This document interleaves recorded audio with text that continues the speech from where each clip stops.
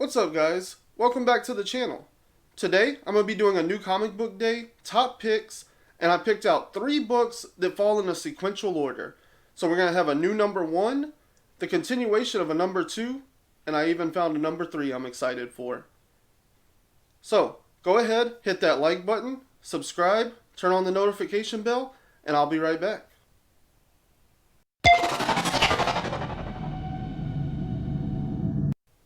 The first book on my list this week is called Miles to Go.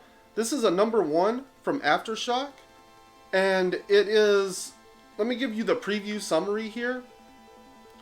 Amara Bishop is a newly single mother with a long buried past. Raised by an alcoholic father in a rundown trailer, Amara was a child when she learned to kill. She hasn't killed anyone since she was 13, but when her aging mentor is murdered and her daughter is threatened, that will soon change. So this is sounds like a great revenge story. This is kind of reminds me of like Taken or something, kind of mixed with I guess some of the backstory type elements of something like Firepower. And so this sounds kind of interesting. I like the way the cover is laid out. I think that looks great. I'm not sure exactly what to expect in here, but I do think it's going to be interesting. I've read B. Clay Moore a little bit, but I'm excited to dive in and find out more about this book and about this world. And I think that it's going to deliver on something good because Aftershock has been putting out a lot of great content lately. So if you've been sleeping on them, time to pay attention.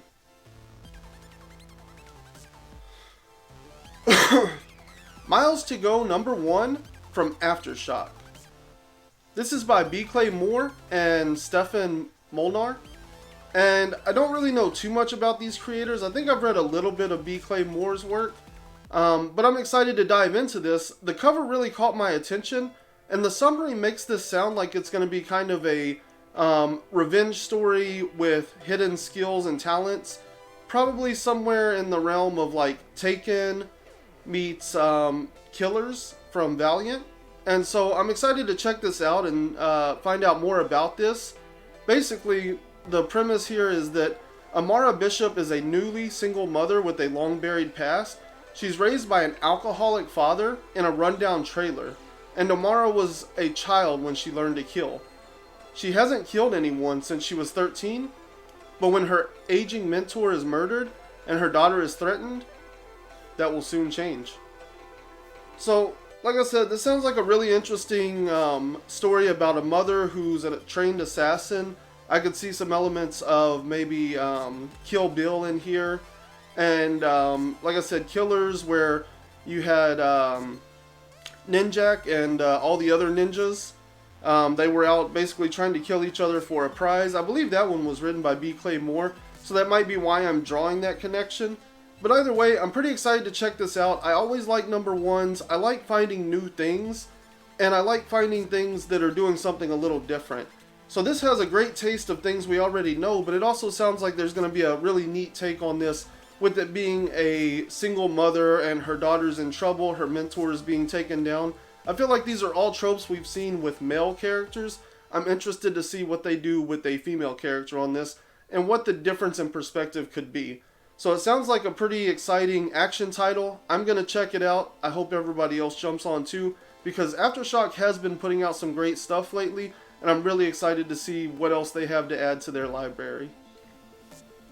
Drakkon, New Dawn, number 2. This is a Boom Studios book. It's written by Anthony Birch. The art is by Simone Ragazzoni. And the cover art here is by Jung Wing Yoon. And this is going to pick up where the first, this is a 3-part story called Drakkon, New Dawn. And this is going to pick up where the first one left off. So we know in that issue that Kimberly Hart, the Ranger Slayer, she's teamed up with Scorpina and some of the other leftovers. Trini and Zach are there. And so they're kind of in the coinless world. They're here. They're trying to rectify the situation that the power structure is breaking down now that Drakkon is gone. So the Ranger Slayer has kind of been placed in the position of power.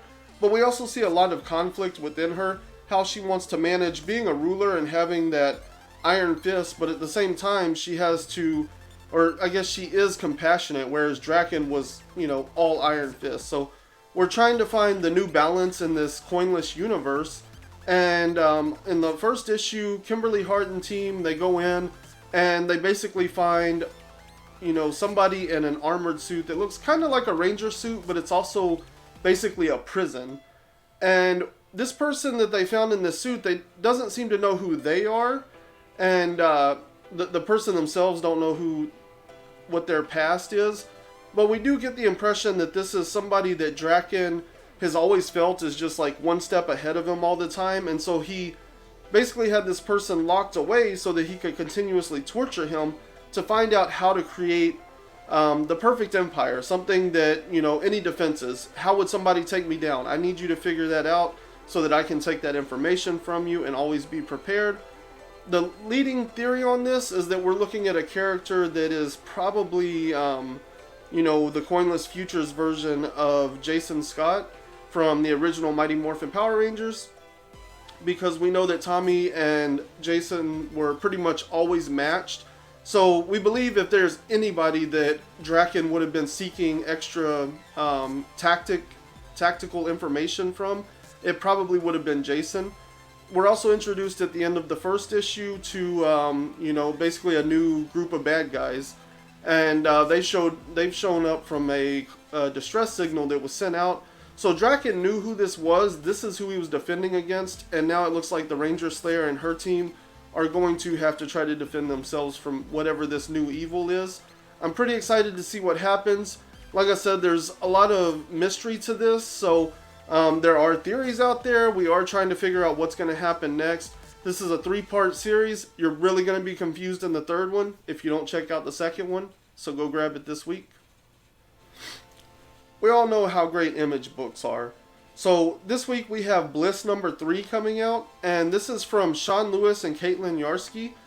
I myself have not had the opportunity to read Coyotes yet, so I don't know what their first team up was like, but I do like Caitlin Yarsky's art, and Sean Lewis has blown me away with what he did on Thumbs.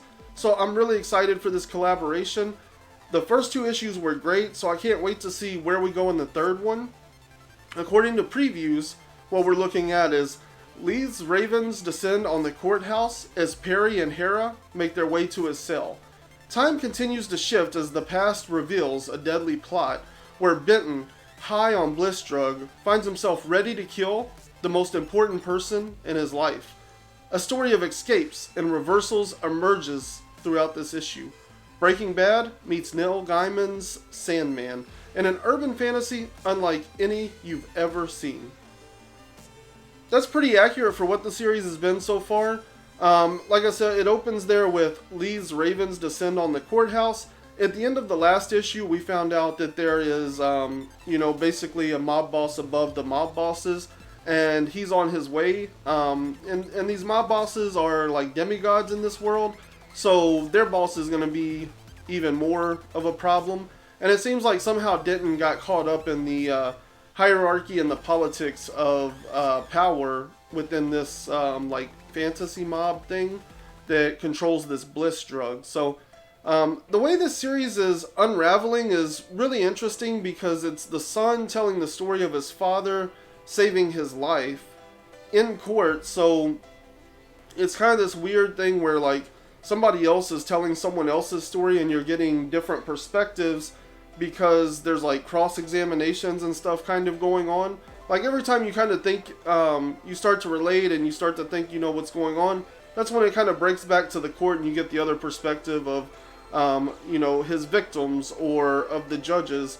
And so that makes it really interesting because it's almost like an unreliable narrator situation where you're like, I know that what the son is telling me is true within the context of himself, but we don't know what the perspective is beyond that.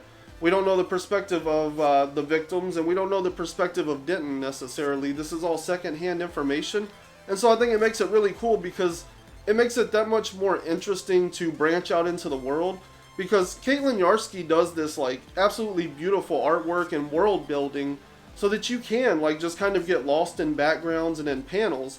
And so I think that adds to the overall world building and storytelling But at the same time, because you know it's not quite all, you know, like a reliable narrator, I think, at least for me, it makes my brain wonder a lot, because I'm saying, as I'm watching panels, I know I'm seeing them from the kid's perspective, so I'm trying to see what the reality could be behind what he's perceiving, if that makes any sense. I really like this book because not only does it like tug on your heartstrings almost constantly, but it also like makes you think a lot about, you know, not only like this fantasy stuff, but it makes you think about morality and, you know, what that gray area is really like and where we are within it. So Bliss 1 was great, Bliss number 2 was awesome, and I'm really excited for Bliss number 3 this week. If you haven't been reading this series, I highly suggest you jump on and try to get involved, because it is so cool. They're building quite the world here, and they're telling an awesome story. So that's it for this week. Kind of a quick one, I know, but I had some stuff come up over the weekend. There is currently a tropical storm headed for Houston here, so I'm trying to get everything stocked up and get us prepared just in case the worst happens. However, even though we're looking at about 10 inches of rain, 3 years ago, we had Harvey, and that was like 60 inches of rain. So 10 inches we'll be able to handle no problem. There's probably going to be some flooding. I might be stuck at home for a day or two, but at the end of it all, we'll probably walk away fine. So I'm just trying to make sure I'm prepared in case anything does go worse than that, or, you know, worst case scenario, we're trapped at home for a day. I don't want to have to go without anything. So I did a quick video. I hope y'all enjoyed. Let me know your thoughts in the comments. What are your top picks for this week? What do you think of my top picks? I'd really be interested in Bliss. Has anybody else been reading Bliss, and what do you think is going to happen next? Because I think this story is really deep, and I think it's going to be a really fun series to reread once it's all done. But I am enjoying the week to week on this more than I do some other series. So what do you guys think? Let me know in the comments below, and I'll see you on the next one.